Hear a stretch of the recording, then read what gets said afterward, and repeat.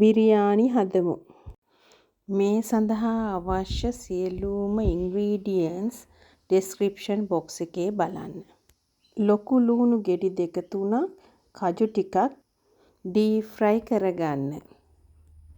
කහ කුඩු, කොත්තමල්ලි කුඩු, ගම්මිරිස්, අමුදුරු, මිරිස් කුඩු, ගරම් මසාලා කුඩු, ජින්ජර් ගාර්ලික් පේස්ට්, කරදමුංගු, කරාබු නැටි, ලුණු, bay leaves, කුරුඳු, කොත්තමල්ලි කොළ, මින්ට් කොළ, යෝගට් හැමදේම එකතු කරගන්න.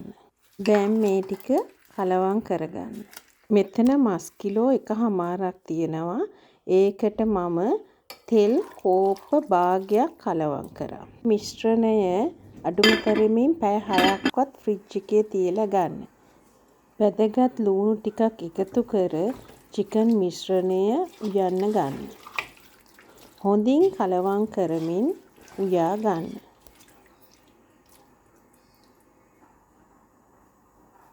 හාල් කප්ස් 5කට වතුර ලීටර් 4ක් විතර ලිපේ තියලා නටාගෙන එනකොට ලුණු, කොත්තමල්ලි, මින්ට් කොළ, කරදමුංගු, bay leaves කොළ 3ක් විතර තෙල් ටිකක් මේ වතුරට එකතු කරලා පැයක් පොඟාගත් හාල් ටික ඒකට දාගන්න.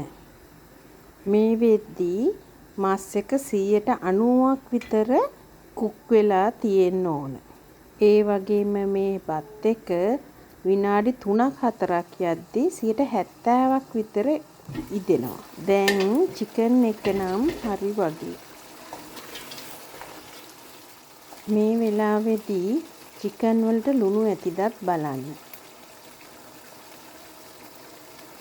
මට පොඩ්ඩක් ලුණු මදි නිසා මම තාම එකතු කරා. දැන් මේ වෙද්දී බත් එක පෙරා ගන්න ලෑස්ති කරගන්න.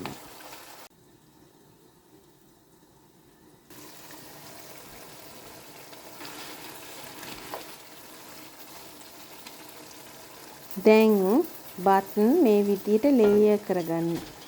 ඒක උඩට කොත්තමල්ලි කොළ, මිංචි කොළ, අපි බෙදගත්ත ලුණු, කජු ටිකක් ස්ප්‍රින්කල් කරගන්න.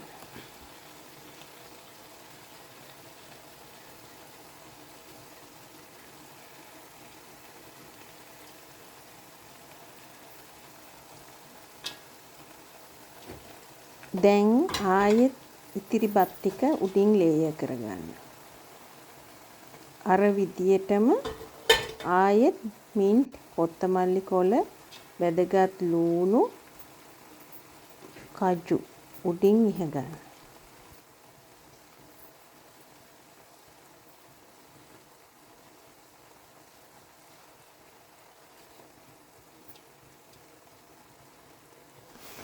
කිරි මේසැඳි 2කට සැෆ්‍රන් ටිකක් දිය කළා හරි කහපාට කලරින් ටිකක් හරි මේ වගේ උඩින් වක් කරගන්න පුළුවන්. දැන් ඉක්මනින්ම මේක සීල් වෙන්න හොඳින් වහලා විනාඩි 10ක් අඩු ගින්දරෙන් උයා ගන්න. ලිප ඕෆ් කරලා විනාඩි 10කට පස්සේ මේ. දැන් බිරියානි එක හරි.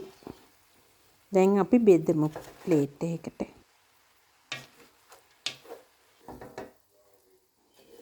ඊට කලින් ෆ්‍රෙෂ් කොරියන්ඩර්, ෆ්‍රෙෂ් මින්ට් කොළ ටිකකුයි බැදගත් ලුණු කජු ටිකකුත් තව එකතු කරගන්න පුළුවන්.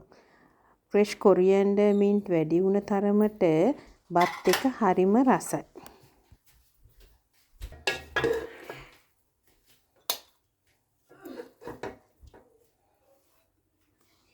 මේකට ෆ්‍රෙෂ් සැලඩ් එකකුයි බිත්තරයක් බේක් කරගත් චිකන් රයිටා වඩාත් ගැලපෙනවා.